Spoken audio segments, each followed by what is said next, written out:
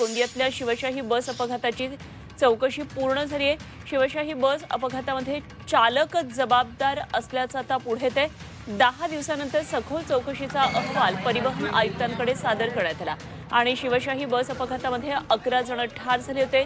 चालकाकडून यापूर्वी सुद्धा अपघात झाल्याचं उघड झालंय आणि अशा चालकाला सेवेत कार्यरत का ठेवलं याबाबत चौकशी अहवालामध्ये ताशेरे ओढण्यात आले। गोंदिया जिल्ह्याच्या सडक अर्जुनी तालुक्यातल्या खजरी डब्बा जवळ 29 नोव्हेंबरला शिवशाही बसचा हा भीषण अपघात झाला होता आणि या अपघातामध्ये 11 जण ठार झालेले होते। या अपघाताच्या चौकशीसाठी 2 चौकशी समित्या गठीत केलेल्या होत्या आणि या चौकशी समित्यांनी 10 दिवस सखोल चौकशी करून आपला एकत्रित अंतिम चौकशी अहवाल परिवहन आयुक्तांकडे सादर केलाय।